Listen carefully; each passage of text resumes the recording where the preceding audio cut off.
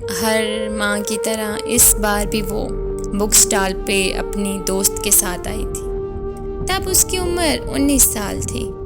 فلک کو کتابوں سے بہت لگاؤ تھا۔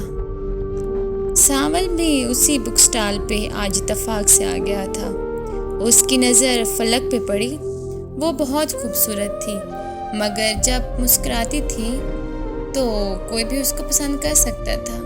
سانول 25 سال کا تھا، اپنا بزنس تھا، کافی اچھے گھر کا لگتا تھا۔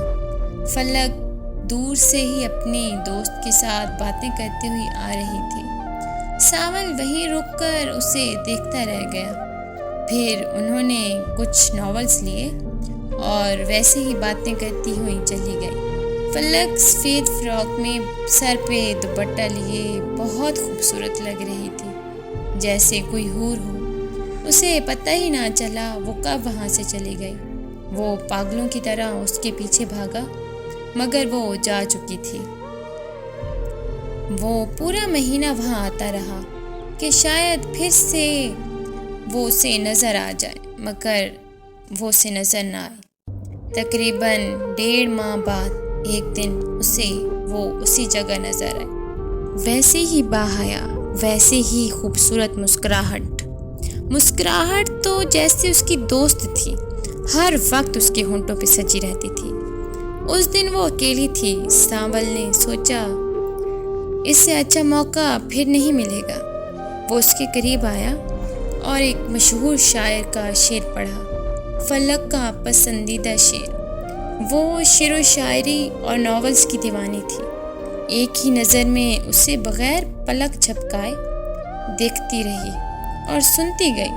سانول بہت ہی ڈیسنٹ تھا، کوئی دیکھتے ہی کہہ سکتا تھا ایک اچھے خاندان سے تعلق رکھتا ہے۔ اس نے فلک سے بات کی اور اس سے اپنے دل کا حال بتایا۔ اسے بتایا کہ وہ کتنے دنوں سے اس کا انتظار کر رہا تھا۔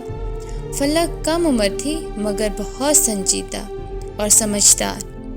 جب غربت انسان کو ہر طرف سے گھیر لے تو انسان وقت سے پہلے سمجھدار ہو جاتا ہے۔ وہ سانول کو انکار کر کے چلی گئی۔ 4 ماہ میں 4 بار وہ وہاں آئی اور سانول کو اس کے انتظار میں وہیں پایا۔ فلک نے سوچا کوئی کسی کا اتنا انتظار کیسے کر سکتا ہے، شاید وہ مخلص ہو۔ تو سانول اس کے پاس آیا اور کہا مجھے ایک موقع دے کر تو دیکھ لو۔ فلک مان گئی اور اسے کہا مگر پہلے کچھ بتانا چاہتی ہوں۔ سانول کو فلک نے بتانا شروع کیا کہ یہ جو مسکراہٹ آپ میرے چہرے پہ دیکھتے ہیں نا، اس کا مطلب یہ نہیں کہ میری زندگی بہت پرسکون ہے، بلکہ میں اس لیے مسکراتی رہتی ہوں کیونکہ انسان کو اللہ کے ہر فیصلے پر شکر ادا کرنا چاہیے۔ میں بھی بس وہی کرتی ہوں۔ میرے بابا ایک مولوی ہیں، گھر میں آمدنی کا کوئی خاص ذریعہ نہیں، میرا کوئی بھائی نہیں۔ پورے سال کی گندم ہمارے جو کھانے کے لیے وہ ہمارے چاچو ہمیں دیتے ہیں، مگر احسان جتا جتا کر ہی بابا کو مارتے رہتے ہیں، ایسے جیسے ہم ان کے غلام ہوں۔